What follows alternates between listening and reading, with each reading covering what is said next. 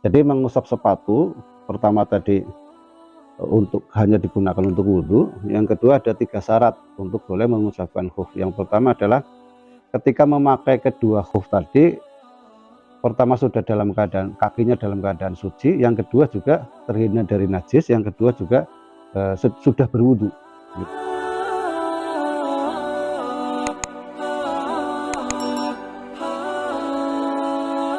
Ya teman-teman semua, ikhwan fillah, alhamdulillah pada pagi hari ini kita bisa melanjutkan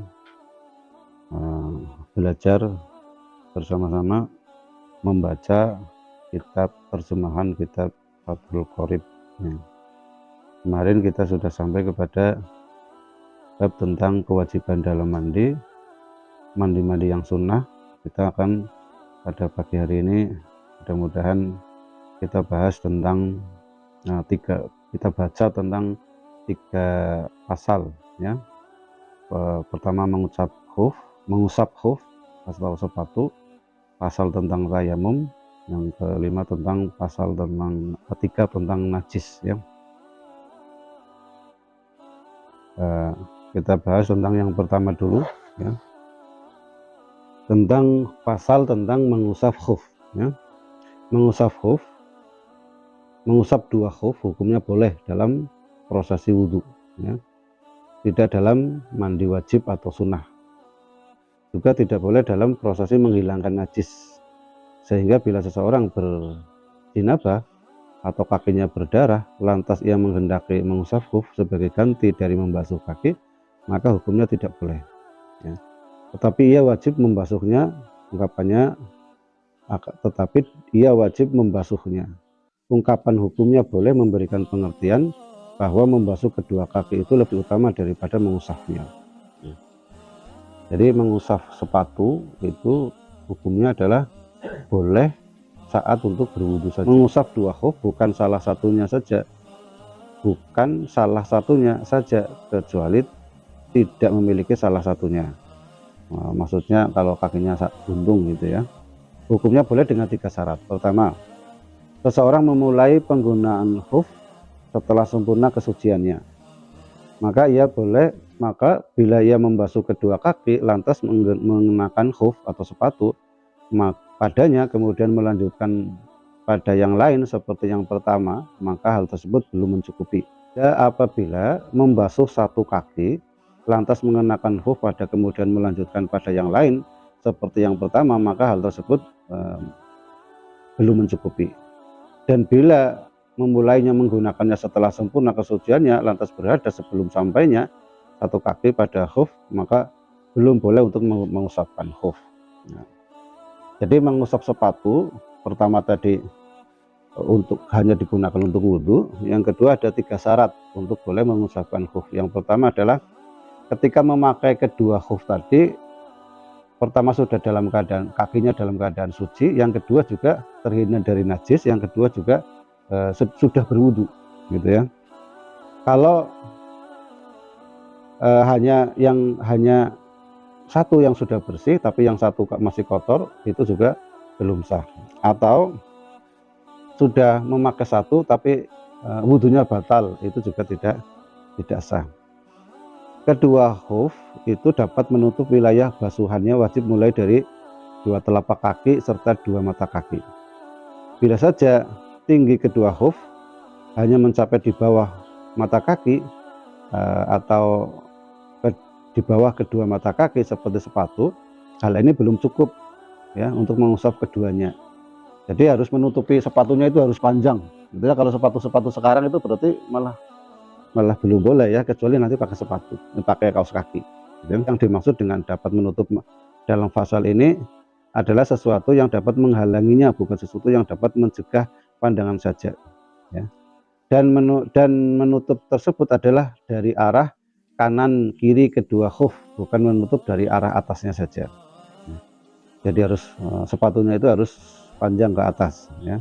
Yang pertama tadi, syarat pertama untuk bisa mengusap sepatu itu sepatunya itu harus dipakai, kedua sepatu itu dipakai saat kita sudah baik suci dari hadas kecil maupun dari najis.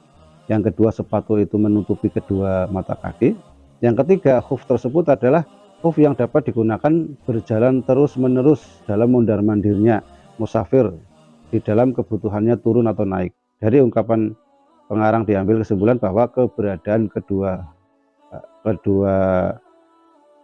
sepatu harusnya yang kuat sekira keduanya dapat mencegah masuknya air.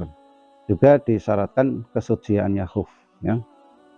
Jika menggunakan sepatu di atas sepatu yang lain karena hawa dingin yang menyengat misalnya, maka jika bagian yang di atas patut atau sah diusap dan bagian bawahnya tidak patut, maka sah hukumnya mengusap khuf yang di atas.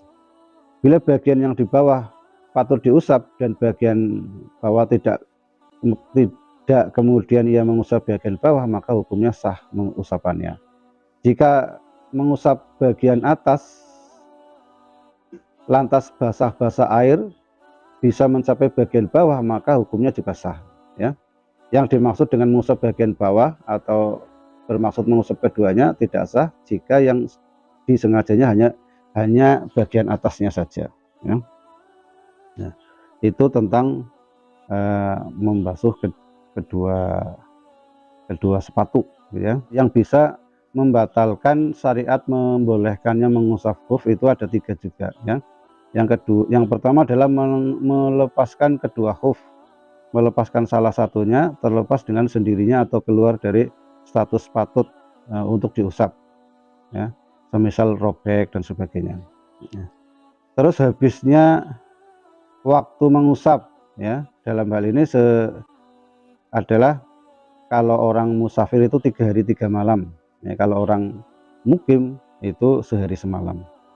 Terus munculnya sesuatu yang mewajibkan mandi bagi pemakai khuf seperti junub, haid dan nifas, ya.